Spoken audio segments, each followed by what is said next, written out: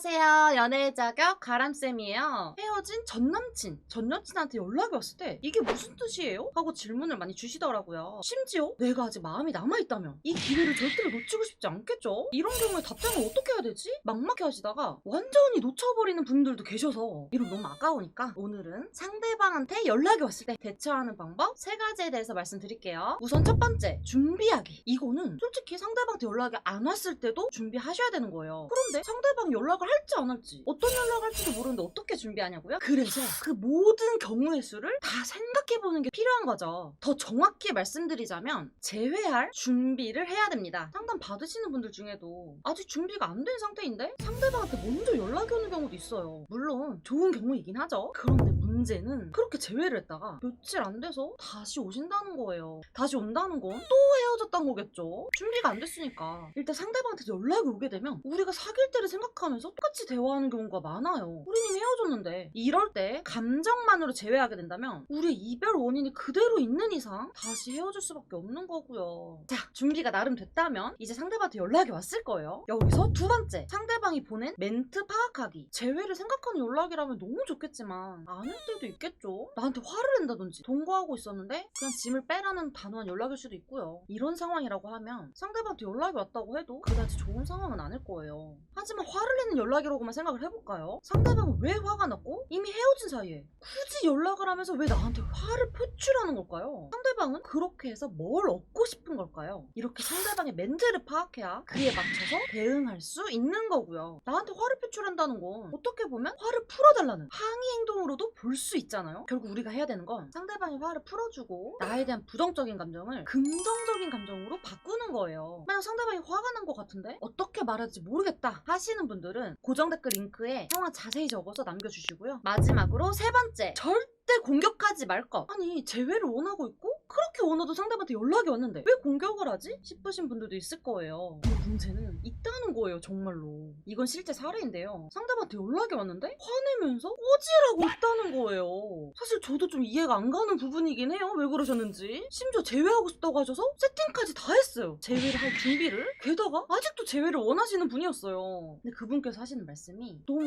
억울하고 화가 났었다. 참아오던 게 터진 거죠. 그러다 보니 연락이 온 상대방한테 공격을 하게 되는 거예요. 어떻게 보면 감정 조절을 실패했다고 볼 수 있는데요. 간혹 가다가 이렇게 어려움을 느껴서 공격적으로 얘기하는 분들이 계세요. 하지만 이렇게 화내는 사람한테 제외하고 싶어지나요? 아니죠. 그래서 정말로 내가 원하는 게 뭔지 이걸 확실하게 파악하고 감정 조절을 하셔야 되거든요. 그리고 상대방의 반응을 예상하고 이것에 대해서 준비를 미리 해놓는다면 내가 감정적으로 반응하기보다는 훨씬 유리한 방향으로, 내가 원하는 방향으로 끌고 갈 수 있겠죠. 그렇기 때문에 상대방이 어떤 연락을 나한테 보낼 것이고 그럴 때 내가 어떻게 대처해야 되는지 상대방에 대한 분석이 깊게 들어가는 게 필요하고요. 그런데 내 상대방은 절대 먼저 연락이 안 올 것 같다 하시는 분들도 있죠. 그런 분들은 고정 댓글에 재회 가능성 진단 링크 있어요. 이쪽에 상황 자세히 적어서 보내주시면 같이 의논해 드릴게요. 혹시 상대방한테 연락이 왔는데 어떻게 연락해야 되고 어떻게 재회까지 가야 될지 모르겠다 하시는 분들은 댓글로도 한번 남겨주세요. 한 번씩 챙겨 드릴게요. 그럼 오늘 영상 재밌었거나 공감이 되셨다면 좋아요와 댓글 남겨주시고요. 구독이랑 알람 설정도 잊지 마세요. 그러면 다음에 또 만나요.